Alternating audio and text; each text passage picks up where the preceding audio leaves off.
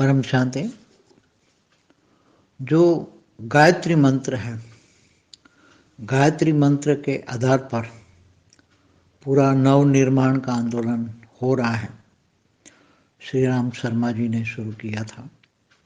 नई दुनिया आ रही है तो नव निर्माण, क्योंकि उसी के बेस पर ही ये गायत्री मंत्र के बेस पर ही ये गायत्री हवन कर रहे हैं। और कई मेरे ख्याल से काफ़ी पुराना ये संस्था है। नव निर्माण आंदोलन शुरू हुआ, श्री राम शर्मा जी ने शुरू किया। बहुत बड़ा, करोड़ों लोग उनके साथ जुड़े हुए हैं, देश विदेश में भी, और गायत्री मंत्र का उच्चारण कर रहे हैं और बहुत बड़े गायत्री हवन कर रहे हैं। गायत्री का ये सब कुछ बहुत बड़ी, मतलब बहुत बड़ी संस्था है गायत्री की। नवनिर्माण जो मथुरा पे पहले थी, बाद में भी तो अलग अलग जगह पे है ये। तो ये जो श्लोक है, मतलब ये मंत्र है, गायत्री मंत्र जो है, वो गायत्री मंत्र की जो शक्ति है, वो पूरा जो उसका अर्थ समझते हैं, जो भक्ति मार्ग के हिसाब से है। कोई भी मंत्र भक्ति मार्ग के हिसाब से होता है। तो मंत्रों की शक्तियाँ किसने बनाया? पहले तो सबसे पहले गायत्री मंत्र किसने बनाया? तो विश्वामित्र ने बनाया। विश्वामित्र जो हुए, तो विश्वामित्र ने ये तीनों देवियों की उपासना की, सरस्वती, लक्ष्मी और पार्वती। तीनों देवियों की उपासना करके, तीनों देवियों की थोड़ी थोड़ी शक्ति लेकर एक देवी की, गायत्री देवी की एक मूर्ति बनाई मन में, और उसकी ये मूर्ति के आधार से ये देवी बनाई, गायत्री देवी, गायत्री। तो तीनों देवियां जो सरस्वती, लक्ष्मी और पार्वती का पावर का कंबाइन थोड़ा एक रूप है गायत्री, गायत्री देवी। तो विश्वामित्र ने वो गायत्री मंत्र की स्थापना की और उसकी स्तुति करने लगे। तो उनके आधार से, उनके पावर के आधार से तो त्रिशंकु बना दिया उसको, वो राजा को। तो कहने का मतलब है, अगर शास्त्रों के ज्ञान के हिसाब से देखो कि तो अब गायत्री देवी बन गई। जब हम कहते हैं कि ब्रह्मा विष्णु त्रिदेव, ब्रह्मा द्वारा सृजन, विष्णु द्वारा पालना और शंकर द्वारा विनाश, तीनों जो देव, तीनों त्रिदेव, इनमें इतनी पावर नहीं है कि ब्रह्मांड में दूसरे बाहर से जो लोग आ रहे हैं उनको रोक पाए। पूरे ब्रह्मांड की व्यवस्था खत्म हो चुकी है। मतलब तीन देवियां भी की पावर, तीन देवताओं की पावर, ब्रह्मा विष्णु शंकर की पावर भी अब खत्म हो चुकी है।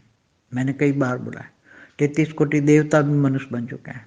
या तो आकारी रूप में थोड़ा सा मनुष्य लेके भी फिर आकारी रूप में है, मगर उनमें शक्तियां नहीं है। अगर शक्तियां होती इस ब्रह्मांड के अंदर, इस ब्रह्मांड में, माना इस सोलर सिस्टम में, बाहर से अनेक धर्म, मठ, पंथ, संप्रदाय जो आए हुए हैं, और ये धरती पर जो कोहराम मचा हुआ है, जो आकर क्या क्या हालत हुई, धरती पर आकर क्या हालत है, ये ना होता।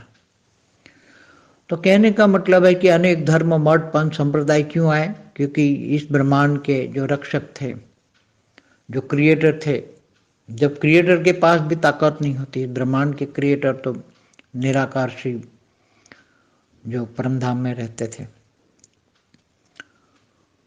तो दूसरे ब्रह्मांड, माना सोलर सिस्टम, माना गैलेक्सियाँ, यूनिवर्स, ग्रेट यूनिवर्स से लोग यहाँ बहुत आए, इस ब्रह्मांड में आए हुए हैं। मैंने कई वीडियो में कहा हुआ है। तो तीन देवियों में भी शक्ति नहीं है, तीन देवताओं में भी शक्ति नहीं है कोई, मतलब तो बाहर से आकर उन लोगों ने कब्जा कर लिया, पूरे ब्रह्मांड को हाईजैक किया। केवल धरती को नहीं, पूरी धरती नहीं, एक पूरे सोलर सिस्टम में जो, मतलब ब्रह्मांड माना एक कला का ब्रह्मांड होता है। तो हमारा ब्रह्मांड एक कला का है, तो एक प्रकाश वर्ष का है। तो एक प्रकाश वर्ष का डायमीटर कितना होता है? अगर धरती को, अगर सूर्य को भी सेंटर में रख के अगर उसका डायमीटर गिना जाए तो 188 खरब किलोमीटर का डायमीटर का एक ब्रह्मांड होता है। तो वो सब कुछ हाईजेक किया हुआ है, उसमें बहुत लोग आए हुए हैं अपने, और धरती पर तो अंश मात्र ही आप देख रहे हैं। तो अनेक धर्म, मठ, पंथ, संप्रदाय धरती पर आए हैं। और आज की दुनिया की हालत क्यों है? इसलिए गुप्त वेश में, क्योंकि वो बड़े बड़े, क्योंकि वो शिव को भी नहीं मानते ना। अगर शिव की रचना होती तो शिव को मानते, वो अपनी अपनी क्रिएटर को मानते हैं। चाहे हर कोई अनेक धर्म मठ संप्रदाय जो भी आए हैं धरती पर, अनेक धर्म मठ पंथ संप्रदाय जो भी आए हैं, वो सब अपने अपने क्रिएटर को मानते हैं, अपने अपने रचयिता को मानते हैं। इसलिए वो ज़्यादा पावरफुल भी हैं। ब्रह्मांड में आए तो गैलेक्सी में से आए हैं तो ये ज़्यादा पावरफुल वाले हैं। यूनिवर्स से आए तो ज़्यादा पावरफुल वाला है। ग्रेट यूनिवर्स से आए तो ज़्यादा पावरफुल वाला है। ग्रेट ग्रेट यूनिवर्स से आए तो ज़्यादा पावरफुल वाला है। मगर आकर यहाँ बहुत रचना की इन लोगों ने, अपने अंदर से अनेक रचना की, तो धीरे धीरे पावर इनकी भी खत्म हो गई। अनेक धर्म मठ पंच संप्रदाय वालों की भी पावर धीरे धीरे धीरे खत्म हो गई, क्योंकि सूक्ष्म वतन में रहकर भी बहुत पावर इन्होंने बहुत क्रिएशन की। जब क्रिएशन करते हैं तो अपने अंदर की पावर यूज होती है, और आत्मा जो क्रिएटर होता है उसकी पावर खत्म होती है। और फिर धीरे धीरे ये धर्म धरती पर आते गए, और आपस में लड़ाई झगड़ा, आज धर्म के नाम पर अधर्म जो हो रहा है आप देख रहे हो, धर्मग्लानि का टाइम।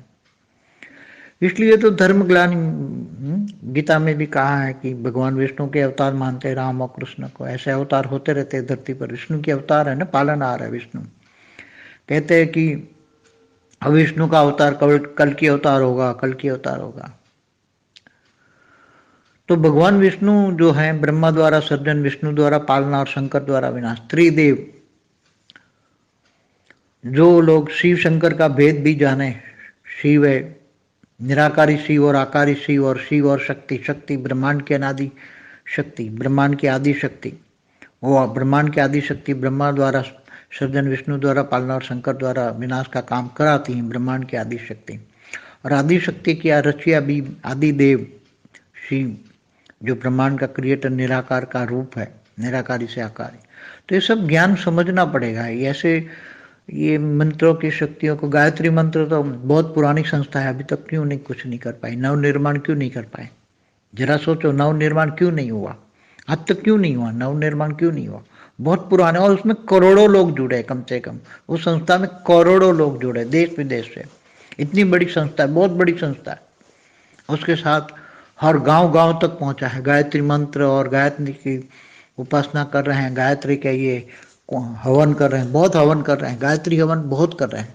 अब तो पुराने हवन छोड़कर गायत्री के हवन हो रहे हैं। तो क्यों नहीं बदल रहा? जरा सोचने की बात है। तो जब तक ये बुद्धि में नहीं आता, नई दुनिया के लिए नया ज्ञान चाहिए, परम ज्ञान, बेहद का परम ज्ञान। परम ज्ञान न लिखा गया किताबों में। जो 4 वेद 16 उपनिषद 18 पुराण की जो किताबें हैं, जो वेदो उपनिषद है, उसमें केवल एक ब्रह्मांड का ज्ञान है। एक ब्रह्मांड के 14 लोक की कहानी, हिस्ट्री ज्योग्राफी है। एक ब्रह्मांड की ही कहानी है, इससे आगे की कहानी नहीं है। तो यहाँ तो ये ब्रह्मांड की बातें तो अब बहुत छोटी हो गई। अब जो गैलेक्सी से आए तो महाब्रह्मांड माना बहुत पावरफुल है। यूनिवर्स से आए तो परम महाब्रह्मांड, ग्रेट यूनिवर्स से आए, ग्रेट ग्रेट यूनिवर्स से आए तो कितनी बड़ी ताकतें वाली आत्माएं आए। तो वो तो फिर भी मल्टीवर्स तो 100 कला का है, कुछ भी नहीं है। मल्टीवर्स भी कुछ नहीं है बेहद के विश्व के आगे। तो बेहद का ज्ञान, बेहद का परम ज्ञान समझते हैं तो आत्मा अब बेहद का परम ज्ञान से ही दुनिया बदलेगी। अब कल की अवतार कोई आने वाला नहीं है। वही मैंने एक पुरानी वीडियो में भी बताया हुआ है कि जब जब भी धर्मग्लानि धरती पर होता है कि यदा यदा ही धर्मस्य ग्लानि भवति भारत अभ्युत्थानम् अधर्मस्य तदात्मानं सृजाम्यहम्। तो जब जब धरती पर धर्मग्लानि होती है तब विष्णु के अवतार होते हैं। और जब विष्णु के अवतार होते हैं साथ में ब्रह्मा के भी और शंकर के भी अवतार होते हैं। जैसे रामावतार के वक्त हनुमान जी आए, रुद्र अवतार, रुद्र माना शंकर, शंकर का अवतार हनुमान जी बन के आए। ऐसी तरह ब्रह्मा के और 33 कोटि देवता जो ऊपर में थे स्वर्गलोक में, वो भी बंदर बन के आए थे सभी। तो धरती पर बड़े बड़े असुरों को मारने के लिए अवतार होते थे। बड़े बड़े असुर मारने के लिए अवतार लेना, फिर बहुत उसमें समय जाता था, अति हो जाती थी, तब अवतार होते थे। धरती पर असुरों का त्राहिमाम त्राहिमाम होता था। असुर बहुत उत्पात मचाते तीनों लोक में, भूलोक, बुबरुलोक, स्वलोक, तीनों लोक में। और 7 पाताल लोक में तो असुरों का ही राज था, बड़े बड़े असुर। तो जब असुरों का जो होता है आधिपत्य, तीनों लोक पर असुरों का राज होता है। रावण का राज, रावण महाअसुर था, असुर का था तो ऋषि पुत्र, मगर माँ असुर नहीं थी। और उसका नाना बहुत बड़ा असुर था। तो असुरों का राज्य स्थापन करने के लिए उसकी नाना ने उसकी माँ को ऋषि के पास भेजा और जबरदस्ती गले पड़कर रावण की उत्पत्ति हुई। तो ये धरती पर देवता और असुरों का हमेशा देवासुर संग्राम हमेशा होता रहता है, हमेशा होता रहता है। तो कहने का मतलब है, मेरी पुरानी वीडियो देखोगे कि अभी जो मंत्र है उससे कुछ प्राप्त होने वाला नहीं है। प्राप्त होता तो ये नव निर्माण कब से हो जाता। कम से कम ये भी 100 साल पुरानी संस्था है। तो क्यों नहीं हुआ? तो उस मंत्रों में शक्ति नहीं है, मैंने पहले भी बोला हुआ है। अब नई दुनिया के लिए नया ज्ञान चाहिए। आत्मा को अपने आप को समझना पड़ेगा, आत्मस्वरूप की अनुभूति करनी पड़ेगी। सबसे पहले तो मैं कौन हूँ। जब खुद को जानो तो खुदा को जानोगे, स्वयं को जानोगे, मैं कौन हूँ, कहाँ से आया हूँ, कितनी कैटेगरी की आत्मा हूँ। 1 कला की आत्मा हूँ, 10 कला की आत्मा हूँ, कहाँ से आया हूँ, 100 कला की आत्मा हूँ, 200 कला की, यहाँ बेहद की कला की आत्मा हूँ। मेरी आत्मा में कितनी शक्ति है, कितना ज्ञान है। ज्ञान है पहचान। आत्मा कितना ज्ञान समझ पाती है। ज्ञान के आधार से ही आत्मा अपने आप को पहचान सकती है। स्वयं को जज कर सकते हो कि मैं कौन सी कैटेगरी की आत्मा हूँ। जितना ज्ञान हजम होता है, जितना ज्ञान डाइजेस्ट होता है, उतनी कैटेगरी की आत्मा है। तो कहने का मतलब है कि अब बेहद का परम ज्ञान ही और बेहद के बच्चे ही बेहद के विश्व को परिवर्तन करेंगे। अब न ये विष्णु के अवतार होने हैं, न ब्रह्मांड रहना है, क्योंकि G7 तक मुक्त होना है। सब कुछ बदलना है, पूरा मल्टीवर्स बदलना है। तो 100 कला का मल्टीवर्स है। तो हम तो अभी -100 कला में पत्थर जैसी बुद्धि हो गई। लोगों की बुद्धि पत्थर बुद्धि हो गई, जानवर बुद्धि, सर्प मिसल कोड़ी मिसल बन गया। तो लोहे की दुनिया बन गई है। आत्मा सतो रजो तमो में आकर तमो प्रदान से भी अति तमो हो गया। अति तमो मना आत्मा लोहे जैसी हो गई है। तो आत्मा इतनी गिर चुकी है। अब उनको पूरी मल्टीवर्स में ज्ञान किसी के पास है नहीं। बेहद का ज्ञान, परम ज्ञान बेहद के बच्चों के पास ही, और बेहद का परम ज्ञान से बेहद का विश्व परिवर्तन होगा। और बेहद के बच्चे ही योग बल से, संकल्प शक्ति से, स्व परिवर्तन से विश्व परिवर्तन करेंगे। तो ये बहुत बड़ा गहरा सब्जेक्ट है। अब पूरा मल्टीवर्स बदलने वाला है, बदलने वाले हैं। बेहद के बच्चे ही बदलेंगे। कोई विष्णु का अवतार या कल की अवतार नहीं होने वाला है, और बहुत जल्दी, क्योंकि धरती चलने वाली नहीं है। धरती पर देख रहे हो तमोप्रधान वायुमंडल बन गया है। वायुमंडल तमोप्रधान बनता है तो 5 तत्वों पर रिएक्शन आता है। तो 5 प्रकृति तमोप्रधान बन जाती है, 5 तत्व तमोप्रधान बन जाते हैं, तो उसका रिएक्शन आता है नेचुरल कैलेमिटी में। तो नेचुरल कैलेमिटी भी आप देखोगे बढ़ेगी। तमोप्रधान वायुमंडल की साइड इफेक्ट, क्योंकि मनुष्य जब तमोप्रधान बन जाता है तो उसके संकल्पों से, मनुष्यों के संकल्पों से वायुमंडल बनता है, और वायुमंडल में नेगेटिव सोच बढ़ती है, नेगेटिव वायुमंडल बनता है। तो नेगेटिव वायु तत्व जल और स्थूल तत्वों को भी इफेक्ट करता है। इसलिए ये स्थूल तत्व नेचुरल कैलेमिटी कन्वर्ट होकर लोगों को फिर विनाश करता है। और धरती पर इतने अत्याचार पापाचार बढ़ चुका है। अब अभी तो रावण नहीं, रावण के भी रावण महापापी लोग धरती पर इतने अत्याचार महाचार कर रहे हैं। धर्म के नाम पर अधर्म हो रहा है, सब देख रहे हैं धरती पर सब। तो सब कुछ परिवर्तन होना है, मगर योग बल से होना है। परम शांति के वाइब्रेशन फैलाकर होना है आत्मस्वरूप में। जब तक स्वयं को नहीं जानोगे तब तक बेहद के परमपिता को नहीं जान सकते। बेहद के परमपिता को जानना ये केवल बेहद की आत्मा ही जान सकती है। और बेहद की आत्मा होगी तो बेहद के ज्ञान सागर में डूबेगी, बेहद के ज्ञान का विचार सागर मंथन करेगी। अनेक बार वीडियो देखोगे, एक वीडियो कई बार देखोगे, दिन रात वीडियो देखोगे, ज्ञान सब्जेक्ट पूरा कंप्लीट करोगे तब योग लगेगा। कोई डायरेक्ट कह दे कि मेरे को एक दिन में योग लगे, ऐसा ही कोई यहाँ कोई जादू नहीं है। जादू देखना है तो जादूगर के पास जाओ, जादूगर दिखाएगा आपको। यहाँ जादू का खेल नहीं, यहाँ तो आत्मस्वरूप की अनुभूति का खेल है। गीता में यही कहा है कि मुझे कौन जान पाता है, मुझे जान नहीं पाते। मैं जप तप ध्यान योग से नहीं मिलता, मैं ज्ञान से मिलता हूँ। ज्ञान का जमाना है, चाहे लौकिक ज्ञान हो चाहे अलौकिक ज्ञान हो, ज्ञान का जमाना है। तो चाहे लौकिक ज्ञान में कितनी आज डिग्रियाँ फिग्रियाँ बन रही हैं, लोग पढ़ रहे हैं लौकिक, ऐसे अलौकिक ज्ञान भी आज यूट्यूब निकला है। साइंस के साधन बेहद के बच्चों के लिए निकले हैं, बेहद के ज्ञान के दुनिया तक पहुंचाने के लिए बेहद के साधन बनवाए हैं, बेहद के बच्चों के बेहद के आकारी बाप छोटू राम ने। तो ये सब कुछ बेहद के बच्चों के लिए हो रहा है, और बेहद के बच्चे ही 100 परिवर्तन से विश्व परिवर्तन करेंगे। जब तक आत्मस्वरूप की अनुभूति नहीं होगी तब तक कुछ भी नहीं होगा। संकल्पों में शक्ति नहीं आएगी, संकल्पों में शक्ति आत्मस्वरूप की अनुभूति से आती है। इसलिए आत्मस्वरूप की अनुभूति के लिए बहुत कर्मयोगी, निरंतर कर्मयोगी बनो। सब कुछ देह और देह के सर्व संबंध भूलकर आत्मस्वरूप बन मुझ परमात्मा को याद करो, तो मैं तुम्हारे सर्व पापों का विनाश करके अंत में तुम्हें ऊंचते ऊंच परम धाम ले जाऊंगा। ये गीता ज्ञान का सार है। आज से 5000 साल पहले परमात्मा कृष्ण ने अर्जुन को दिया था। तो आज सब बेहद के अर्जुन हैं, बेहद के अर्जुन जो हैं, जो अर्जुन माना ज्ञान को समझने वाले, ज्ञान को जीवन के धारण करने वाले। धर्म माना धारणा, जीवन में धारणा, जो धारणा करने योग्य है वो धर्म है। अधर्म माना जो धारणा करने योग्य नहीं है और जो आचरण करते हैं, जीवन में गलत आचरण करते हैं, गलत धारणाएं बनाए रखी हैं, वो है अधर्म। और धर्म माना अच्छे धर्म। यहाँ तो धर्म अधर्म से भी परे हैं, धारणाओं से भी परे आत्मस्वरूप। या हद की बातें तो हम करते नहीं हैं, मनुष्य की बातें करते नहीं हैं, हद एक ब्रह्मांड की बातें नहीं करते, यहाँ मल्टीवर्स की भी बात नहीं, यहाँ तो बेहद के परम धाम की, बेहद के ब्रह्मांड की बात करते हैं, बेहद की कला के ब्रह्मांड की बात करते हैं, बेहद की कला। तो बेहद की कला का पावर बेहद की आत्माओं में है। आत्मस्वरूप बने, संकल्प शक्ति लाए और परम शांति के वाइब्रेशन फैलाए, और परम शांति के वाइब्रेशन से सारे सृष्टि को परिवर्तन करें।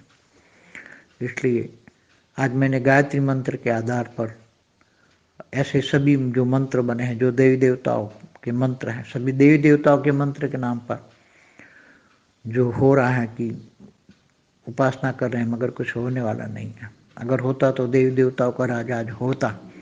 आदि सनातन देवी देवता धर्म का राज चल रहा था 198 करोड़ साल से।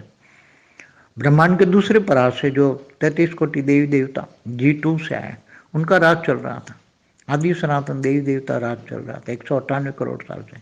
मगर वो देवताओं ने आकर भी अनेक रचना की, देवी देवताओं ने आकर भी बहुत रचना की, और रचना करते गए, और संख्या चाहे स्थूल होतन हो चाहे सूक्ष्म होतन हो बहुत बढ़ती गई। उनमें भी पावर डाउन होते गए, और वो भी नीचे मनुष्य बन गए। इसलिए कहने का मतलब है, पहले परार्थ, ब्रह्मांड का पहला परार्थ माना ब्रह्मा के 50 साल, वो तो कब से पूरे हो चुके। ऐसे अनंत कोटि ब्रह्मांड है, तो हर कोई ब्रह्मांडों में ब्रह्मा के समय के 100 साल चल रहे हैं। हर कोई ब्रह्मांडों में 3 दुनिया होती है, निराकारी दुनिया, आकारी दुनिया और साकारी दुनिया। साकारी दुनिया मृत्युलोक होते हैं, आकारी दुनिया देवलोक होता है, और निराकारी दुनिया परमधाम होता है। तो आत्माओं की भी स्टेज निराकारी दुनिया, आकारी दुनिया और साकारी दुनिया। आत्माओं की 3 स्टेज है, कभी साकारी, कभी आकारी, कभी निराकारी। आत्मा तीनों स्टेज का अनुभव करे। आत्मा का अनादि स्वरूप, मगर आत्मा का जन्म मतलब आत्मा की रचना के वक्त जो आत्मा की स्टेज थे उनको अनादि स्वरूप कहेंगे। अनादि स्वरूप, जहाँ अ मतलब नहीं, नाद माना आवाज, जहाँ एकदम साइलेंस की शक्ति, आत्मा में साइलेंस माना निराकारी स्टेज, आत्मा की एकदम निराकारी स्टेज, उसको अनादि स्टेज कहे। आत्मा की भी साकारी, आकारी और निराकारी स्टेज। आत्मा त्रिगुणातीत बनेगी, तीनों गुणों से रहित, सतो रजो तमो से भी रहित बनेगी, तब परमधाम में जाएगी। परमधाम की स्टेज यहाँ ही बैठ के परमधाम की स्टेज बनानी है, यहाँ बैठ के परमधाम को नीचे उतारना है। मतलब अपनी स्टेज ऐसी बनाओ कि यहाँ केवल परमधाम नहीं, तुम्हारी आत्माओं की स्टेज ऐसी बन जाए कि आत्मा की निराकारी स्टेज ऐसी बन जाए कि यहाँ ही बेहद का परमधाम बन जाए। ऐसी आत्माओं को पुरुषार्थ करना है, बेहद की आत्माओं को पुरुषार्थ करना है, बहुत आगे बढ़ना है। परम शांति।